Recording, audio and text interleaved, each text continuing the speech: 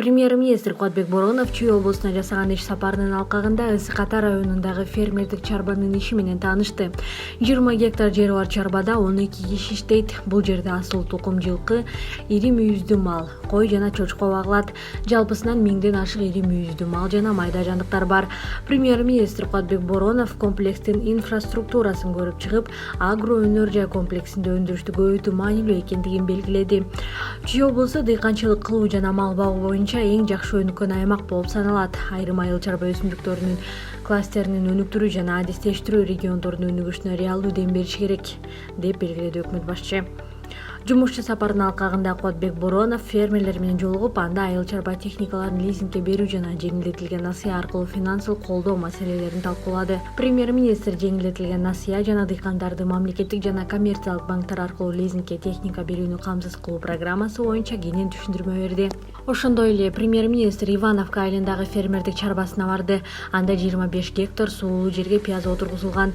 Дыйкандар тамчылатып сугаруу ыкмасы менен ар бир гектар жерден 100 тоннадан пияз алышат. Фермердик чарбанын иши менен таанышкан өкмөт башчы айыл чарбасынын келечеги тамчылатып сугаруунун алдыңкы технологияларын иштеп чыгууга байланыштуу экендигин белгиледи. Муну менен катар ал Кыргыз Республикасынын өкмөтү продукциясын экспортко чыгарган фермерлерди мындан ары да тараптуу колдоого аларын кошумчалады. Ага кошумча Кубатбек Боронов Чүй облусуна жасаган жумушчу сапарынын алкагында Чүй районунун Калыгул айылындагы орто мектептин жаңы имаратынын курулушуна капсула салуу аземине катышты. Аталган айылдагы эски мектеп 2 окуу корпусунан турат жана 150 окуучулук орунга эсептелген. Учурда мектептин дубалдарында жана шыптарында жаракалар кеткен. Мындан тышкары мектеп имараты сейсмикалык талаптарга жооп бербейт. Өкмөт башчы белгилегендей, мамлекеттик органдар өлкө жарандарынын сапаттуу билим алууга жеткиликтүүлүгүн камсыздоо үчүн максималдуу күч-аракеттерди жумшоосу зарыл.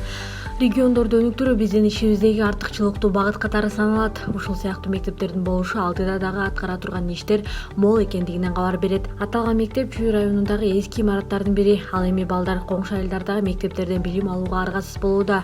Күз мезгилинин соңунда объект ишке берилип, балдар жашаган жери боюнча билим алууга шарт түзүлөт деп ишенем, деди премьер-министр. Премьер тийиштүү мамлекеттик органдарга аталган объекттеги курулуш иштерин суук түшкөнгө чейин жыйынтыктоону тапшырды. Ошондой эле Кубатбек Боронов Кошкоргон айылындагы 350 окуучулук орунга эсептелген мектептин курулушунун жүрүшү менен таанышты.